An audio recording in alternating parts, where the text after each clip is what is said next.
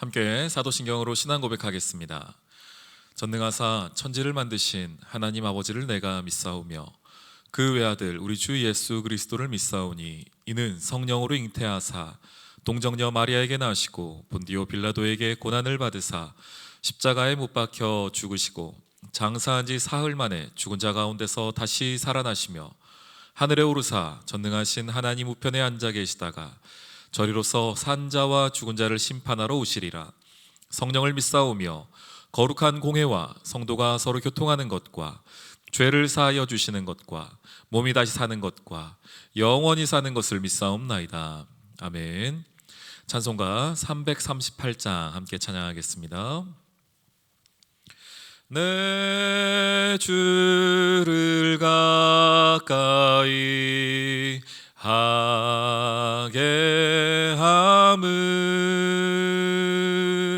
십자가 짐 같은 고생이나 내 고생하는 것 옛 야곱이 돌베개 베고자 갔습니다. 꿈에도 소원이 늘 찬송하면서 주께 더 나아가기 원합니다. 천성에 가는 길 험하여도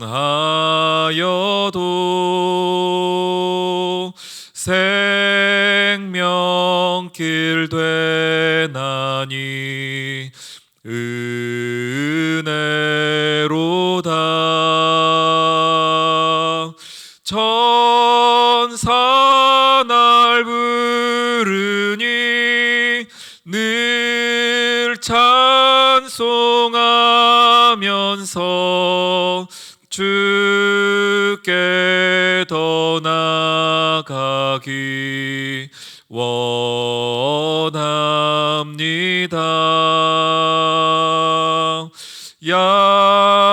야곱이 잠 깨어 일어난 후 돌단을 쌓은 것 본받아서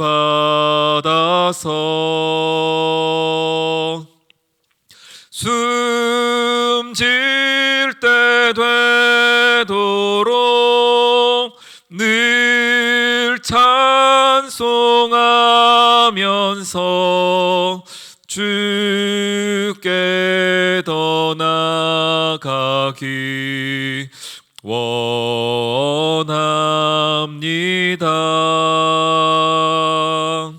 아멘. 아멘. 오늘 저희가 함께 볼 말씀은 오늘은 저희가 읽는 말씀은 33장부터 35장까지의 이야기인데요. 그 중에 우리 33장 1절로 6절의 말씀을 가지고 이 새벽에 나누도록 하겠습니다. 출애굽기 33장 1절로 6절까지의 말씀입니다. 여호와께서 모세에게 이르시되 너는 내가 애굽 땅에서 인도하여 낸 백성과 함께 여기를 떠나서 내가 아브라함과 이삭과 야곱에게 맹세하여 내 자손에게 주기로 한 땅 그 땅으로 올라가라. 내가 사자를 너보다 앞서 보내어 가나안 사람과 아모리 사람과 헷 사람과 브리스 사람과 히위 사람과 여부스 사람을 쫓아내고 너희를 적과 꿀이 흐르는 땅에 이르게 하려니와 나는 너희와 함께 올라가지 아니하리니 너희는 목이 곧은 백성인즉 내가 길에서 너희를 진멸할까 염려함이니라 하시니 백성이 이 준엄한 말씀을 듣고 슬퍼하여 한 사람도 자기의 몸을 단장하지 아니하니 여호와께서 모세에게 이르시기를 이스라엘 자손에게 이르라 너희는 목이 곧은 백성인즉 내가 한순간이라도 너희 가운데에 이르면 너희를 진멸하리니 너희는 장신구를 떼어내라 그리하면 내가 너희에게 어떻게 할 것인지 정하겠노라 하셨음이라. 이스라엘 자손이 호렙산에서부터 그들의 장신구를 떼어내니라. 아멘. 오늘 출애굽기 33장 말씀 가운데에서 우리가 이 새벽에 함께 하나님 주신 은혜를 나누길 소망합니다. 출애굽기 32장에서 하나님께서 모세와 만나고 있는 가운데에 금송아지 사건이라고 불리우는 이스라엘의 우상 숭배 사건이 등장을 하게 됩니다. 그리고 나서 그 사건 이후에 오늘 33장에 하나님이 주시는 말씀이 있으시지요. 물론 그 금송아지 사건을 통하여서 모세가 하나님 앞에 회개하며 또 속건제를 드리며 하나님 앞에 회개하였지만 하나님의 마음이 여전히 이스라엘 향한 마음이 어떤 것인지를 오늘 본문이 말을 해주고 있습니다. 먼저 하나님 이렇게 말씀하십니다. 여호와께서 모세에게 이르시되 너는 내가 애굽 땅에서 인도하여 낸 백성과 함께 여기를 떠나서라고 말씀하십니다. 그래서 먼저 주목해 볼 수 있는 것은요, 여호와께서 모세에게 이르시되 너는 모세 너는 네가 애굽 땅에서 인도하여 낸이라고 표현을 하세요. 다른 성경에서 보면은요 하나님께서 내가 인도하여 내었다라는 말씀들을 많이 하시거든요. 이스라엘 백성을 애굽에서 출애굽 시키실 때에 그 주체자가 하나님 자신으로 표현을 합니다. 그런데 오늘 여기서는 너는 모세 네가 애굽 땅에서 인도하여 냈다 낸 백성이다라는 표현을 하세요.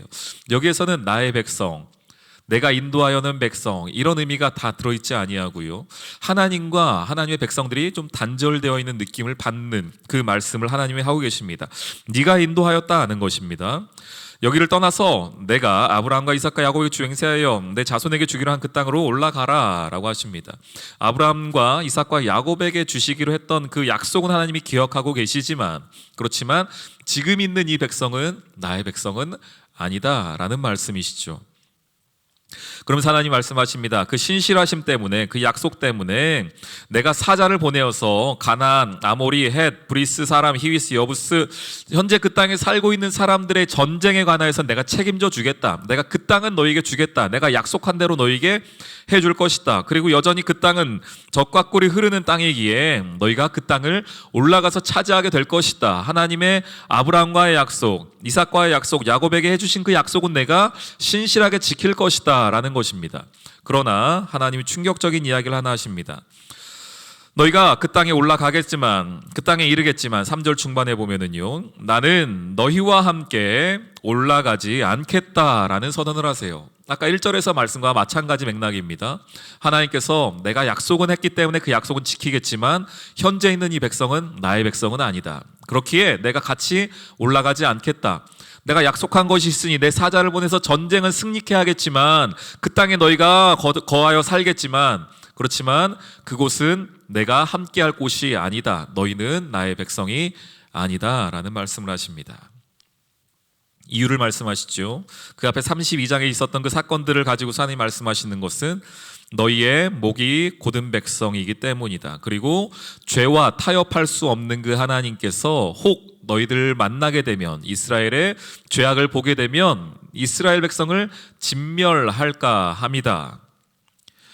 5절에서도 말씀하십니다. 한순간이라도 내가 너희 가운데 이르게 되면 너희를 진멸하게 될 것이다.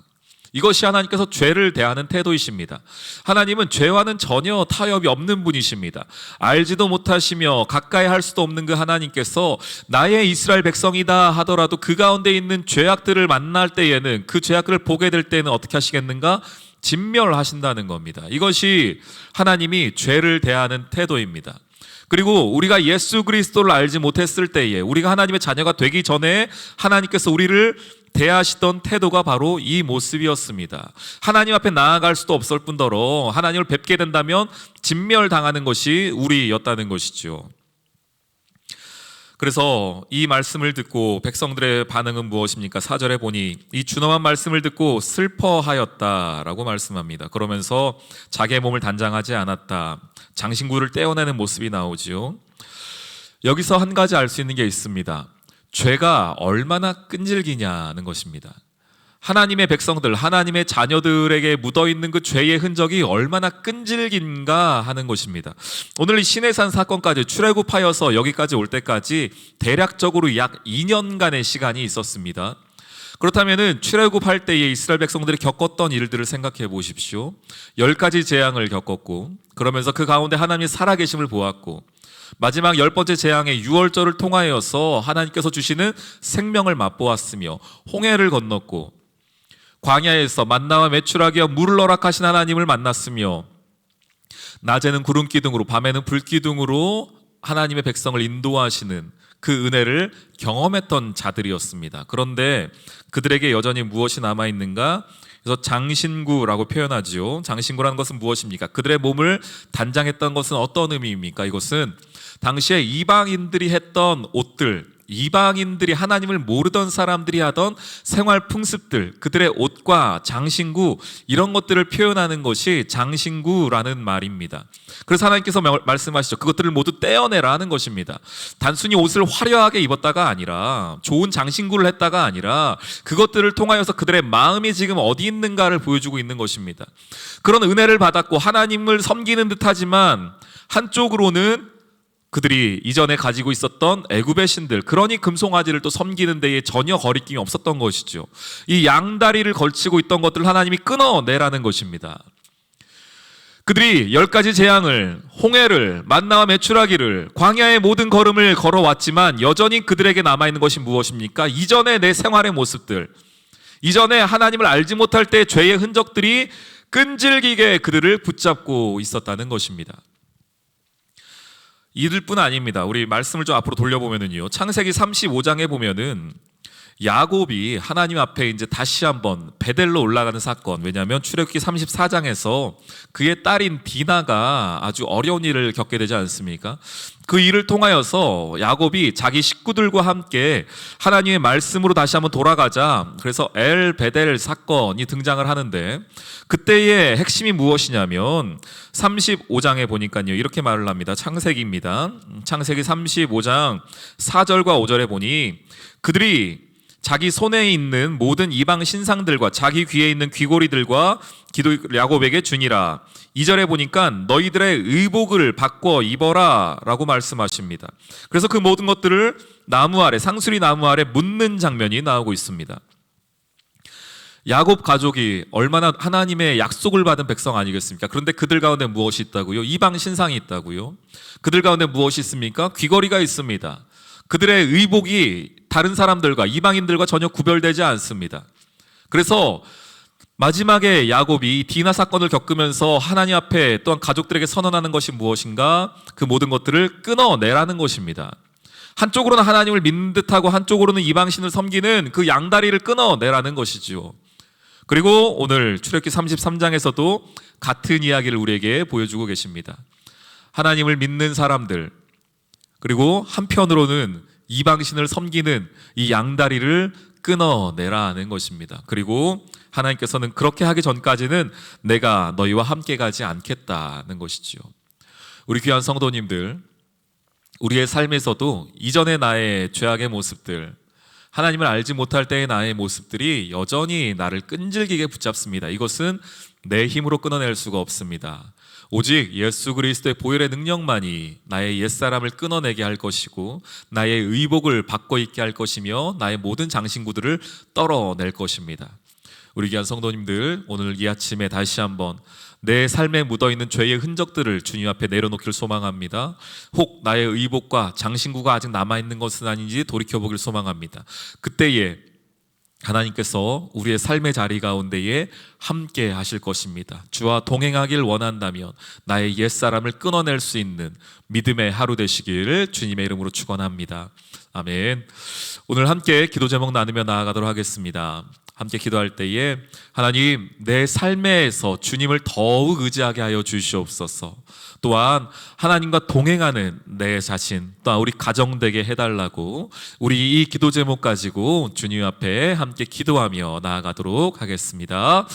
하나님 감사합니다. 오늘 이 아침을 시작하며 오늘 말씀을 통하여서 내가 주님을 더욱더 의지하며 나아간 저들에게 인도하여 주시옵소서. 내 힘과 내 능력으로 할 수 있는 것이 아니오니 우리 삶에서 하나님과 동행하는 저들에게 도와주시고 예수 그리스도의 은혜 가운데 거하는 저들 될 수 있도록 인도하여 주옵소서. 하나님을 더욱더 깊이 묵상하며 나아가길 소망하오니 성령이여 역사하여 주시고 우리의 삶의 자리 가운데에 함께하여 주시옵소서.